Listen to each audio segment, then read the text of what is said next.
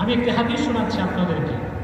হাদিসটি وأخرج أبو داود في سننه من حديث معاوية بن أبي سفيان عن النبي صلى الله عليه وسلم।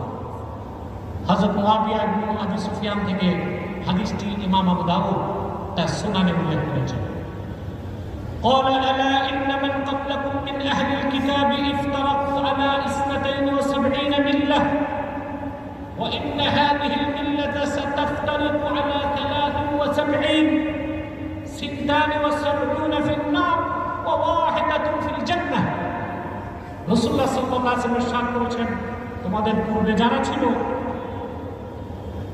বনি ইসরায়েল বিশেষ করে, বুঝলেন, ওটা অন্য রাওয়ায়াতে আসছে, তারা 72টা ফেরকায় বিভক্ত হয়েছিল।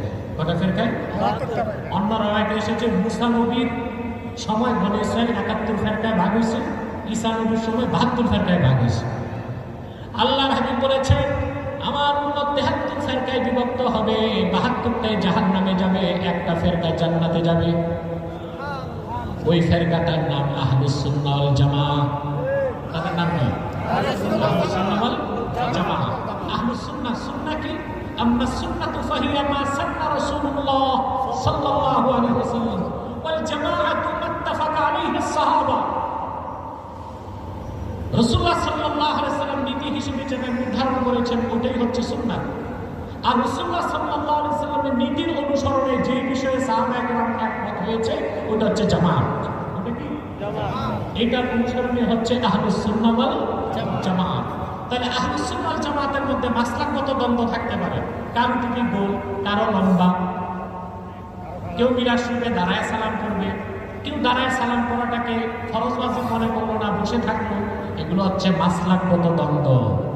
এগুলোকে আমরা ফেরকাগত দ্বন্দ্বের মতো মনে করি বাংলাদেশে। সেই জন্য একজন একজনের দিকে তাকায় না, একজন একজনের সালাম দেয় না, ঠিক কিনা বলে? একজন মাহফিলে আসলে আরেক মাসলাকের লোক ওয়াজ শুনতে যায় না। যে সম্পর্কটা হবে বাতিল ফেরকার সাথে, আমরা সেই রকম উৎকট উদ্ভট বিষ বাষ্প ছড়ায় দিচ্ছি নিজেরা মাসলাকগত দ্বন্দ্ব করে।